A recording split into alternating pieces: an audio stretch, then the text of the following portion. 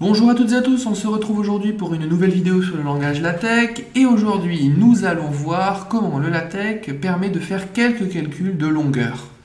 Et pour ce faire, on va reprendre l'exemple que j'avais utilisé pour introduire l'environnement mini-page, c'est-à-dire l'exemple qui nous donne un document qui ressemble à ça, avec le premier paragraphe du package Lipsum, le deuxième paragraphe du package Lipsum, vous voyez, sur la demi-page gauche, le paragraphe 3 sur la demi-zone de texte droite et le paragraphe 4 ici qui reprend toute la largeur.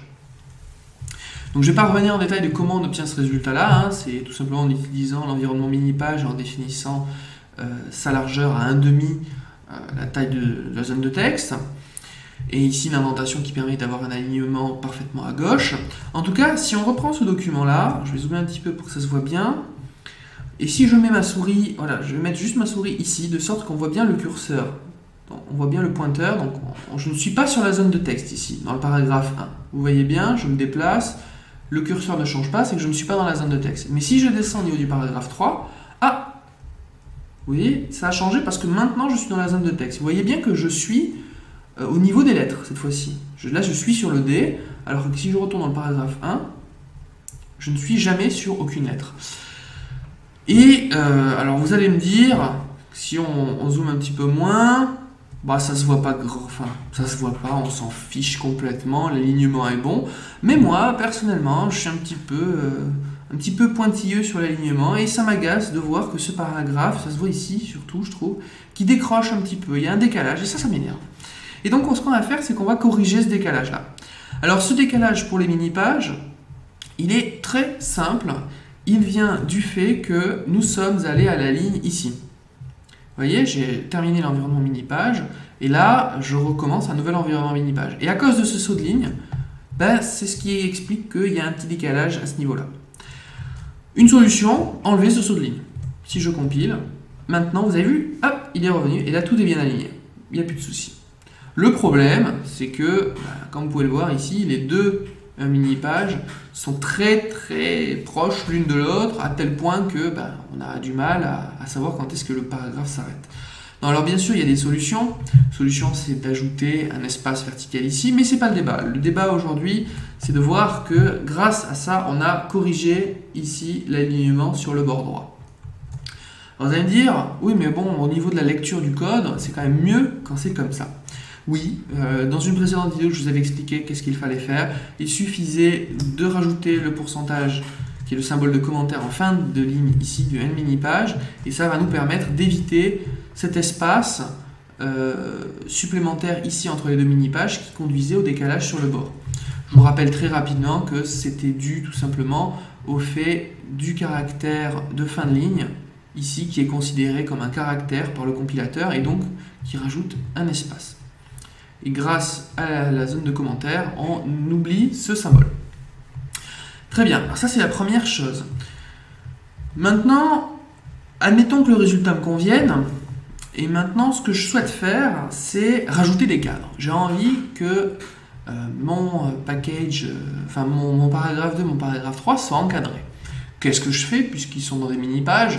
Très facile, j'utilise le package Fbox, la commande Fbox, qui permet très simplement d'encadrer des mini-pages. Alors, de manière plus générale, ça permet d'encadrer des zones de texte, mais ça marche aussi pour les mini-pages.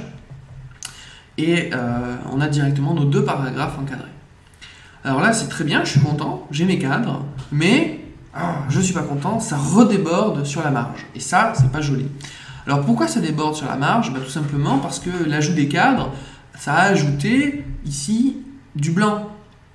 Ce blanc, dans une vidéo précédente, on a vu que c'était géré par une certaine longueur, qui était la longueur Fbox sep pour le blanc. Et nous avions vu également que pour changer cette valeur, on peut utiliser la commande setLength qui permet de changer la valeur que contient une variable de type distance. Donc là, par exemple, j'ai envie que la séparation soit égale à 0. 0 point. Histoire d'enlever cet espace-là. Encore une fois, là, je ne suis pas dans un exemple qui a un objectif visuel concret, c'est juste pour vous montrer des techniques et vous expliquer pourquoi des fois vous avez des problèmes d'alignement qui dépassent sur la marge. Donc là, vous voyez tout de suite, on a récupéré l'alignement. Alors bien sûr, le document est moins joli, il n'y a plus d'espace, mais on a récupéré l'alignement. Alors, c'est pas mal de faire comme ça, mais justement, c'est très moche. C'est très moche parce que c'est trop collé.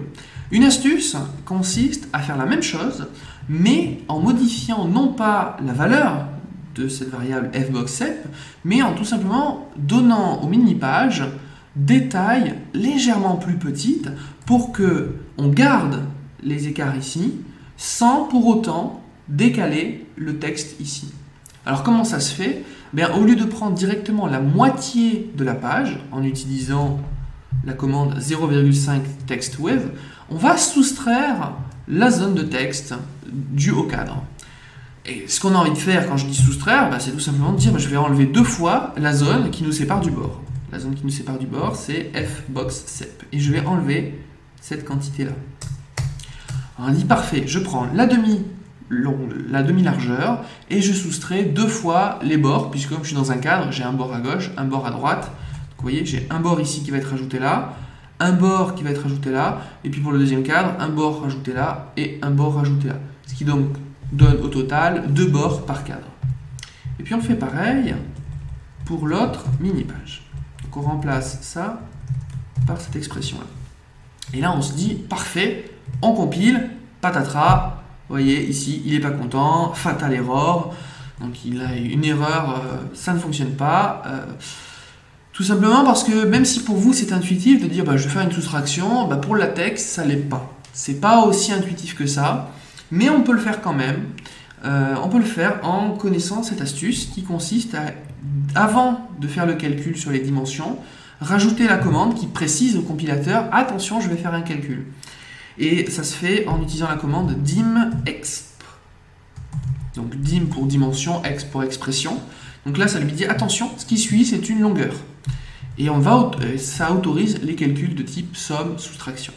Et à la fin, par contre, pour lui dire que c'est terminé, on a fini le calcul, on lui met la commande relax. Si on fait pareil ici, on va avoir l'apparition, alors dim_exp. On compile, et là, plus de soucis, vous voyez, il ne m'insulte plus, il n'y a plus d'erreur, ça a fonctionné, et quand on regarde le résultat, et là, vous voyez, c'est quand même beaucoup plus joli. On a à la fois gardé l'écart ici intérieur, mais on a aussi récupéré toute l'indentation sur le bord. Alors, parce que vraiment, je suis quelqu'un d'extrêmement pointilleux, il y a quelque chose qui ne me plaît pas encore, et vous allez voir ce que c'est que le cadre, il déborde encore un petit peu. Mais c'est léger, vous allez me dire. C'est très léger. Mais si je zoome un petit peu, vous allez voir.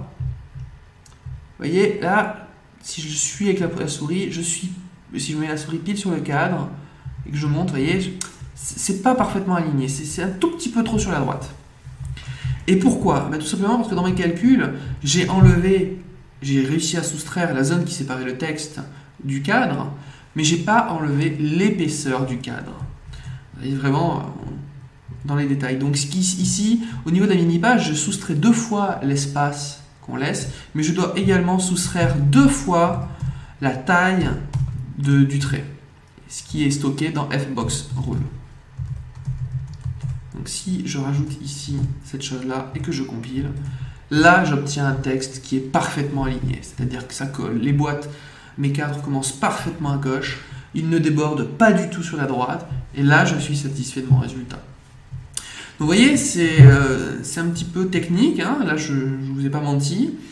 On a appris pas mal de choses, donc je vous ai quand même rappelé comment utiliser des mini-pages, rappelé comment on pouvait encadrer du texte qui allait à la ligne grâce à fbox en utilisant des mini-pages. Et on a vu comment manipuler des longueurs ici dans les arguments optionnels. Alors c'est vrai pour les mini-pages, mais cette astuce qui consiste à utiliser dim_exp et relax, elle est vraie pour n'importe quelle autre distance. Donc on peut vraiment changer ça à souhait.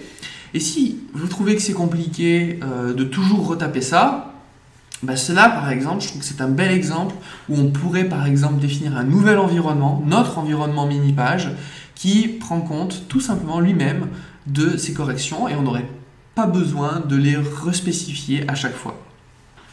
Voilà, je vous remercie de votre attention pour cette vidéo et puis on se retrouve pour une vidéo, j'espère, un petit peu moins compliquée sur le langage LaTeX.